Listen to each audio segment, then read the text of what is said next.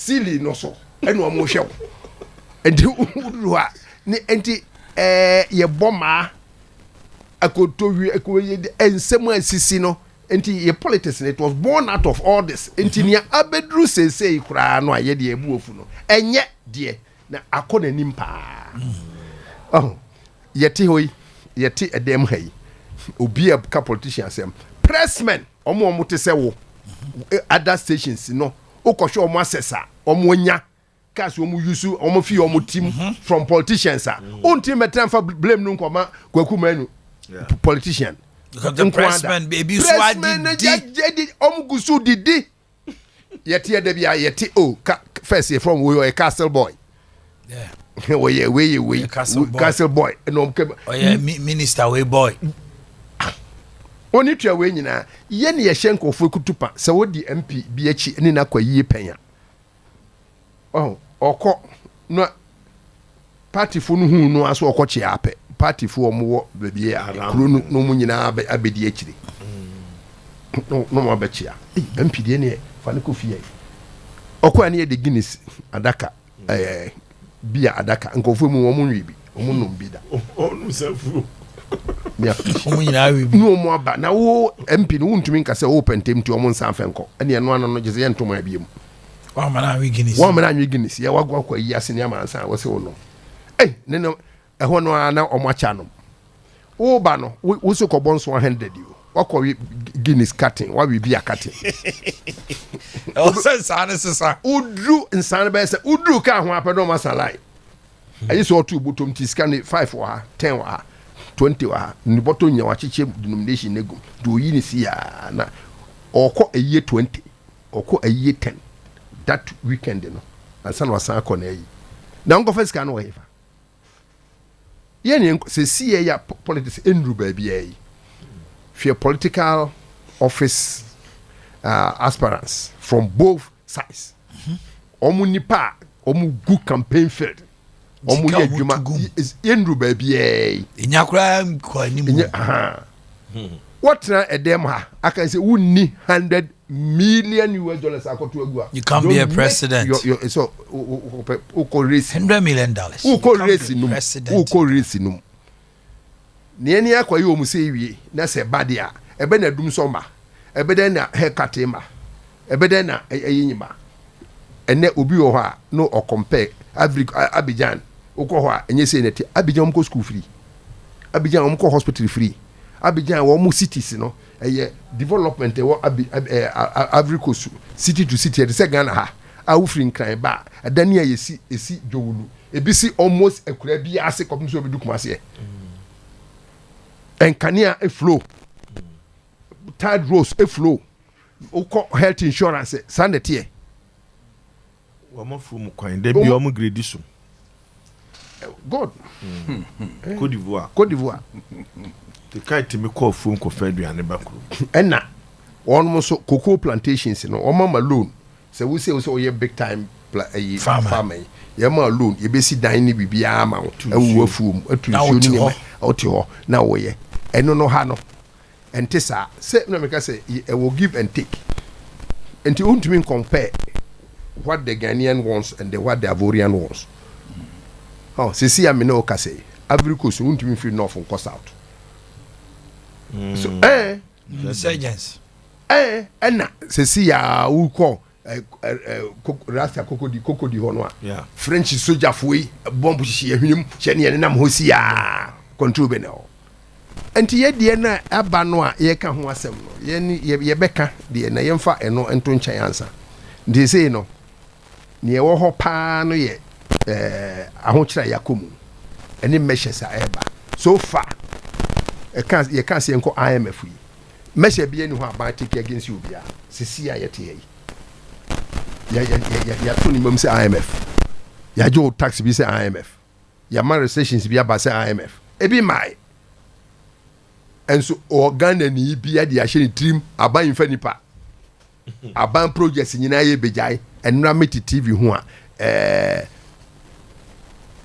a well ranked opposition politician be say oh omo the 60 projects ya ba aban yi betwam na bibi tu akosombo bibi tu ha ni nyina ahyehyɛ project mu a yɛ ba betwa mu aban nso ko nwie negotiation nwie bibia ɛni sesei no a haircut no kra aba no ɛyɛ wo senior papa yi kan nkane a yɛbɛdum no ɛmi yɛbɛtɔ mu so wa ɛyi yɛ line yɛ yasa nkran kumasi kwan yi pa line yɛ yasa ɛwɔ asafo hɔ no meboa atena articulatem me mfuturo ɛne nneɛma kyɛ sɛ ɛnyɛ easy o nti obiara ni hɔ a waba ahokyerɛ maaɛ obiara nso ni hɔ a waba ɔmo ɔkorɔ no nso korɔ no a wabɔ no nso obi furu biara maaɛ makyerɛ obi ntom nti papa ɛyɛ papa yɛ dada yɛwɔ baabi a wɔ sɛ wokɔ NDC foɔ nim sɛ ɔmo wɔ proof sɛ wɔ de sika ɔmo ni baabi a wɔ sɛ ɛdokɔ ne yɛkɔkyew to mu ana ɔmo fa nkɔ hɔ ɔmo nya ne yɛba wo ntrase institution no na ɔba de institution nso wɔ hɔ afei na wobɛba yɛ wɔ hɔ kofoɔ gold nyinaa wafa wɔde afei wɔde atoto nkɔfoɔ nyinaa kom yɛba kofoɔ kɔ yɛ mo de biem yɛkɔbisa obi a ɛyɛ political talk na okay benwa do nom anyway nom na sesi a na ɔmo san hype yɛn na yɛkɔdi akyiri na I'm telling you say every businessman ɔwɔ wiase biara no ɔyɛ thief ɛkɛnɛ Japan aka obi aka ɔwɔ kwan bi a ɔfa so edi cheat system ansa na ɔbɛdu baabi a ɔduru no. You mean the tycoons? I mean for use brofo. Because it cannot be possible say businessman be most of them are more politics mu no. Of most course, of them you're not breaking it. No, me can say now we are talking about into omo businessmen ni techiri and no support to politicians no say nya kwa we protect no. Yeah. Unim ye wa hai a lawyer for bi ko parliament ya escafo mu ni krum and nko for the support no man ko and kwafu for example omo mpe say aban be ha omo the time bia no ono be say free trade eba no munya kwa di edwa ti dey support and you offer ne ekoso no minimu mienu ye ne bom jesi ya press we nko for we wo ye west one man I want to micro na echi yeah west or him popro on just me I say him crop for mo pressman no okay met me akabi no asesa akere wo ha ono anim wo yem be hyehyew V18 ne mam kwafo mu fi no mo dem politicians ya na dem a so betwa kontupa mo makopa oh ne dey it's very obvious.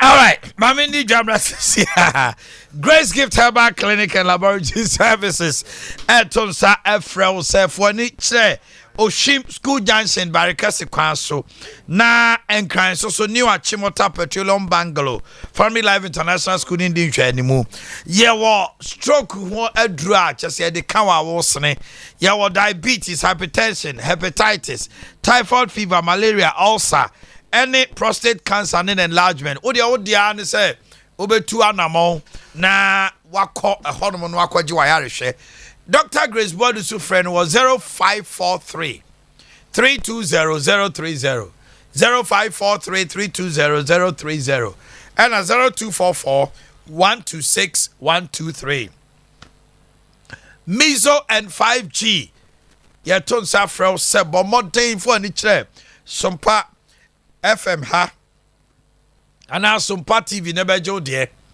we obi a wo ton drinks a atani enkrofo gu so no wan koton bi ho no ma moving good ka ho na ope bi ato Mama Esther supermarket ebuakwa Eben Baptist University abawa supermarket or magazine post office the number is 024 273 7287 024 273 7287 Blay Enterprise also asin for Su Habitat big time yehwe wini ba mankasi masin for Su twefo praso mo am portem ho nyina mo friend number we na mo som koje mo de 055 830 0306 055 830 0306 open the door support to now Kumasia open swami ha so for any kire eye swami eye Sompa ya first floor na betobi Guarana grapes grapefruit ginseng green tea e wo FG mu mizo so de ye wo lemon ye wo grape ye wo melon ye wo mixed fruit 0246 270221 0246 270221 Silent Night Guest House and Event Center European Standard excuse me hotel services, bed with breakfast. You could down no pay my breakfast. Come on. Ubetima your wedding or parties, hold engagement, a year reception, ubetima your hot wedding reception, live band weekend DBA assorted drinks, hold draw, and a full and a mutual special on Sundays. Freya 054 094 2916 054 094 2916. Nyanchani has a so IPT, police container no honma, and I'll be here. Power specialist, hepatitis, you are nominated for an award. Sounds also, and on my end, say yes from just say arthritis, gonorrhea, syphilis, won't cause a more boo. Bibi Biara, how for with Tiscope Monasi, Facodan. Doctor, Akosia do I no be show. Ya the Herbatin Herba Mr. Bejaso, and say I nominated for an award. Jirika Jiri Herba Mr. Bema CPC do I malamix, malaria fever, general bodily pace, and a cough care Herba Mr. Edwaya Herba tonic. Multimity TBD 024 454 4422 024 454 4422 and 020 038 3831. Your WhatsApp line is 0555 797878 0555 797878. Aperitivo non-alcoholic bitter.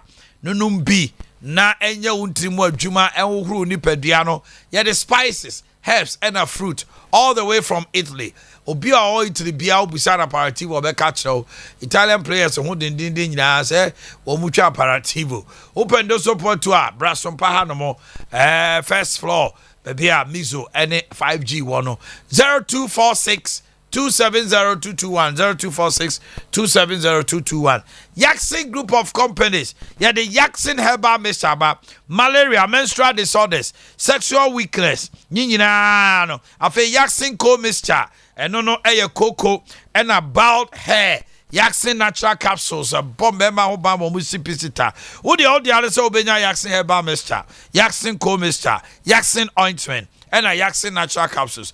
Yaxin for sounds so adding chancing silver sets I would do any pants I would do abba. Uko supermarket ubusa yebechro chemical shop herbal shop supermarket in na. Fresh 024 472 3541 024 472 3541 and a 026 570 6004 026 570 6004. About on Chrome, Apaho meet Edun Chrome. Nyame aduma Valentine ba. Na Valentine ba he fa na do ani kire. Sapphire Gardens is so ton safrel. Say or the Dada KD in concert. Eba. Na Dada KD ba be hu nyuma hodo nyuma kese.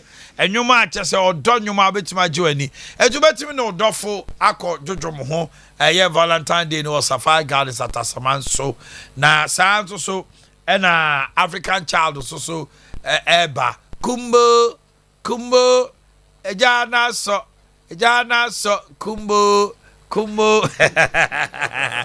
na couple ye 50 and a single ye 30 wait there do maybe I said them sa wait there I didn't pay kakra at least go jojo mo go take good love music.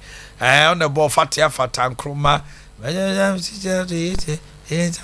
the paper said ye see me day odo me aha sanyum na hodo ni nyina dada kedi be hu na bibia day enti channel song 50 now on to be able to my friend or buku for reservation of the table 0244 759985 Fresesia 0244 759985 na ju ticket na wono ho kani munko enko jimani na bibia ankoso mamencha X54 Sunday omo ye pre-Valentine bash eno no ye nwumre a just eno no live band obetimi akwa kojojo ho kwasi ada we are pre-Valentine bash or X5 it is yes ho na so kojojo ho na say Tuesday no ye wie no Sapphire Gardens yeah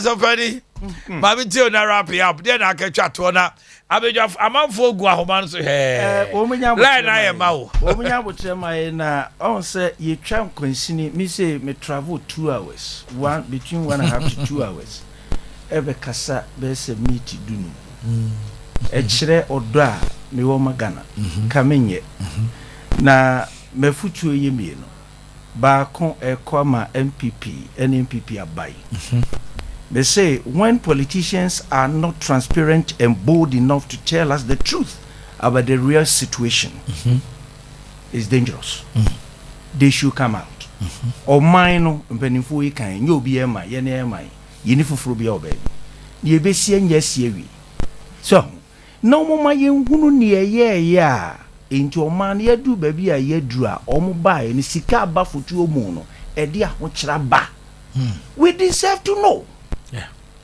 as I say chire Ghana my mama mo tia man yo someone say you start to be some questions that they be a ye be kan say sa na tie dia and ye na me too mfu so o man mo nton if we are not ready to change it let's sell it and this is how we are joking okay and when you bold na no na bema o man man ntiasie bi ba ye tumi aka say we anko yeye nanso yenso wow na de bia de be chi bia wo man ya ye mu nkonta nanso ahun ye hia ba ye be kire ni ye hia de and there is not fair to run a country like that it is very dangerous the tosu bio ne say NDC so omo pesa Ghana hu won say omo ye optional enye ne omo de bebe enye kura fi say every opemu na nkasa mu ne ntete a munya ye free military rules ade be wura democracy mu ne ade no enipa dodo na ni sheda nyi NDC amemu ediso nyame ayemo adom mamotimi aka opposition na musua bibia na mo pesa mo rebranding mo ho a enye rebranding we ne sesa wo de ba tiawa na no mpanimfo ni bi mayanku di semini akuma ide na owo boasi Zuba ikone radio sumre bi atwam years ago Zuba na watimi asiubo say mendoso lawlessness how can you run a country like that it is very wrong enti almost someone near won suba no nkasa no mo fa ho brase no mo nkoda na isua niamba papa no man party fuo wononje party fuo ye fa dwen mu ba dwen mu ye nchechire o man ye amemu onye kakabensem e ya dwen mu do ye de ye man thank you ofani yo me de hu se o man ye ho chire chire nyina no ye akrachifo a omo hwe isikasem so no kra omo se wo hwe auditor general report e ba ya wa chire sika petepepe mpim ya akrachifo ne di na o ho ana krachidin bia ba ka chiro se auditor general no Mr. Population Grand was say or discover no say what dia e je say yeka look at that you see political dishonesty me the empese me kan say edumra as say traditional courts no you set different courts you dealing with a buying call for any nyina na je ndi okọ ha abroso a 3 days ni edi wasemo wie this a lawyer bi because adaka ba kun bitima gina 10 years na nka se nwie adaka wo be gina mu sa 10 years na nka se all the technicalities be process ya ni na se etimi ya sa de na ye de ne hu guma so ye de hu guma ebema aban sa timi aka ne sika ama aho kire because me demand no sie no emra uko be bia o mudi mra so a o mfa nipa mra ne di wo so be bia o kwa sa o ko Saudi Arabia wase abisa waje ba me 1 minute uko Europe ba me 1 minute na me fa be ai me course no ya ba sa na o ka chato yo ni me ka chato an say aho kira ye wo mu yakom aban a abesin ko nyina yakobi mu esunu bia ne solution obi o ho a no de demonetization sika wo system no ajefa obi o ho no ko twa new currency wasi we $1 ebedi if million akoye $15 we nyina akwa buy and we a solution bia or the be or something new there tembiano there will be resistance of course meanwhile ono kra de o se nko onye ni se o se ko IMF kayema onfa ne plan B no ngobe manage aban no na omampani se onko ho na when you are negotiating for something wo reservations there sani ama wenum nyina ebeba na ya ba bebre mi yehu bebre ye na edu abi na ho kire ba na ye dasum mu na ye nante na afi de ekom tumi de ye bebo no nsia abekodwom kra na ye edwa na tu ni bebre aba. The solution will be come join us on the lines. A few calls and let's wrap up. Number no 0551 931 931. Mestre say me penny for next week. Me pese a shall say 8 o'clock exactly. Eti mon try some baban tema mami. Na 8 pepe near take you off. Why? Now what you say because here na man for person mo jima drink chile do. No do there. Me temasi why mo fancha me. Pacho my radio no come from why. Hello. Doctor. Pacho radio no gina so do man come from volume no. We dey na low be kaka. Low anu kra. Pacho do. Mami too. We dey na ma jam fili. Mami mo aba so no mpeli fo. And same one, I mean, 24 on 2 1. Doctor, yes, sir. What do you have to get on Chaba? Can you maybe let that can you feel? You're so free. 1 year. I think you're more prema papano. So when I say I could tell about that to you. But yes, sir, never 5 1 tap upon it. So, only gonna call your mother. What is the Crepa? Everyone will not talk about something. I mean, more about so. Okay, hello, good morning. Yeah, good morning. Pacho, how are you? Osei Kwesi make a first in kind cipher. Mami tio Kwesi. I draft up on in person also. Okay, I Kwesi Mami tio. Yo, me da say. Edi kano also so hine no onsra unu abija so pa wo eduma so a mo di edesu o main. Na the mechanic say also phone na owo platform ne so no. Pastor Ajiku. Me uncle so phone ne. Na ni be je ho pa say asofo ebetumi atini a oka no afi. Ti say ni oka ne mo di pa. Ya wa asofo kuni mu a omo nimdie ani nyansa ebetumi di aboa oman anyoye ene oman kire ya. Ya de blackmail abata ho say asopo enyama yosem edi enya eniti afema wa kan modi. Thank you. Hello, good morning. Hello. Omani, good morning. Why nie? Aja go diani. Aja meet you. Na so ndi ndi mo hon capital. Omani mami mu abaso ana 2024 mo ye na pa Aboagye ni. Ami de me kakra me kin na ne se ade bi enipa ba ya enyi bia yin na yin ti mi ade mi ye ye. Se nipa na ya de enyi na wa wu ti de nipa ye ye. No ba se nachi. Na ba sa ni na wu ti tabre de mo ti be se ndi sifu. Enye di si na enye di. Obi a ba ya di bi enyi de ye ma na ne no kwenye de enye ya sa na ga na han. Sa ni na ya na e ya ko so do. O ya sa ti bi ma u de pa so bi. Na go na ka di ni fa mi ni enyi ti mi ama. Ma je so ma ku ka do bi do ba ya ni ti be se. Endi my Yamishamo, the day the Kebadu, and the Kasafi Kwam. Now, Mujuma dear, dear, do Yawa than our went to be Waha.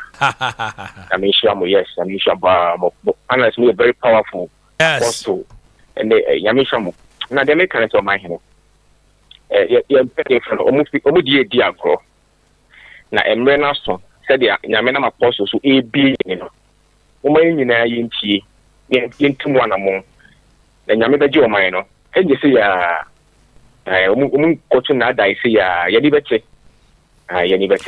Okay, Jumede na London, hot online Ghana, hot digital radio. Valentine.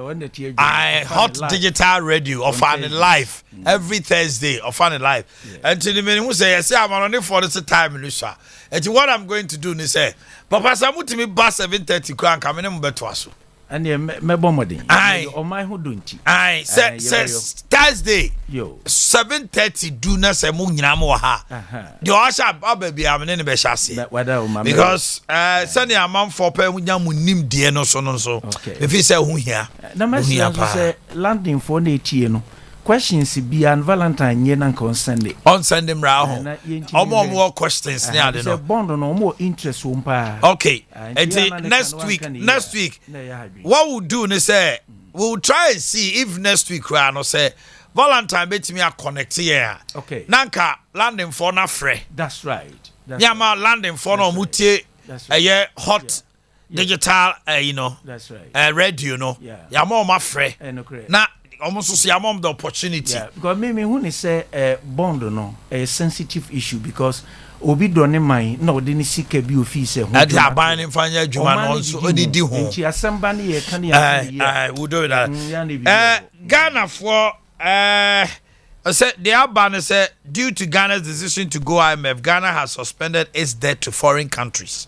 Because of that, most of the projects sponsored by foreign countries has been stopped and workers are being laid off. It's good. So, and only the way forward.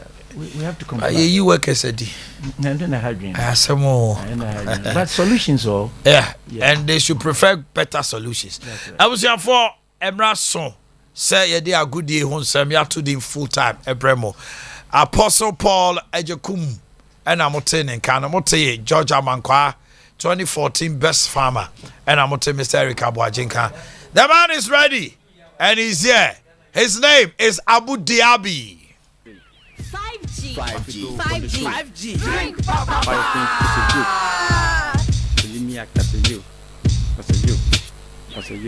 Don't come be a poor mix 25G.